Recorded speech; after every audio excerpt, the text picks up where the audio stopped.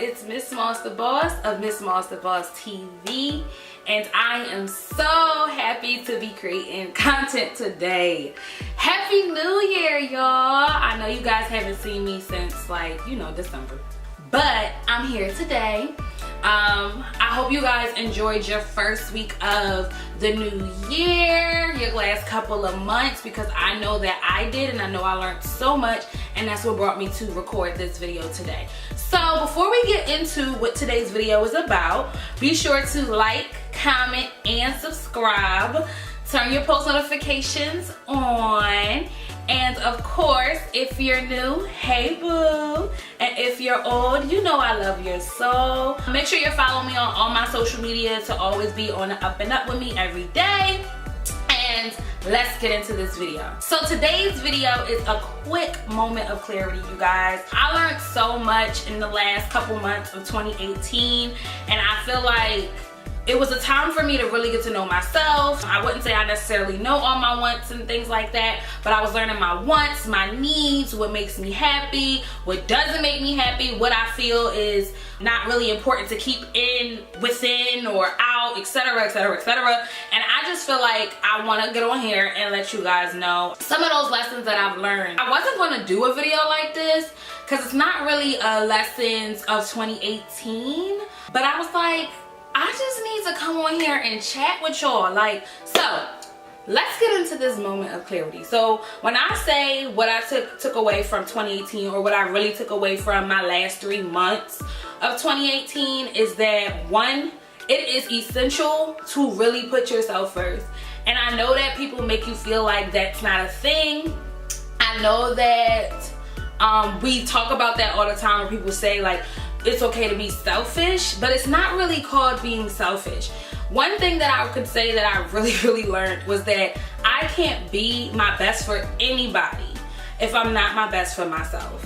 I can't be the best Reid, or the Reid that everyone loves, if I'm not loving myself. So it's very important to always put yourself first, at least right now as a young adult. Because in a lot of cases, what you'll find yourself doing is putting yourself to the back burner to an extent where you're not even second, you're like last. And then if you're last, eventually you'll blow up. So I definitely learned about putting myself first. In the midst of learning that, I kind of learned to really observe yourself constantly, be honest, and hold myself accountable for the decisions that I do make. In a lot of cases, as we know I'm a helper, and I'm an empath, and I like to give my all to people, and I take on other people's burdens. But I realized that I would do that, and then I'll be upset that I'm not getting what I want out of life, or I'm not getting the return when I feel like I'm, you know, going through whatever. And one thing that I can say honestly is the moment you start to realize that you allowed certain behavior, or you allowed certain energies and things to come into your life, the easier it is to improve them. So we have to hold each other and hold ourselves, if anything, accountable for the things that we've done, the things that we allowed other people to do to us, etc, etc. And then the last thing I feel like I really took away from 2018, or I could say the end of 2018, if anything, was that letting go. Now, I said that I was going to do a moment of clarity specifically on letting go, but I just wanted to incorporate it in this because it's as simple as that. Let it go. I feel like in steps of improving yourself, once you find yourself accountable, and once you realize what you have, you know, let in, let out, done, have done to you, etc., you have to be able to let it go. In a lot of cases, I let so much go in 2018. I've let go of, and I'm not just saying like of people, but of things that was done to me, of ways I've acted, of definitely words that were said to me. I learned that in 2018 that I allow a lot of things to be said to me, or said to me that basically hit so hard that I reevaluate everything about myself. I also learned that I hold myself too much of a standard of I wouldn't say pleasing others, but making sure others are happy. And I learned to let that go. I learned to let go of trying to make everyone else satisfied. Let go of, you know, if the energy isn't right, let it go. If the frequencies aren't together, let it go. If the relationship, you shouldn't have to fight hard to keep people in your life. You shouldn't have to fight.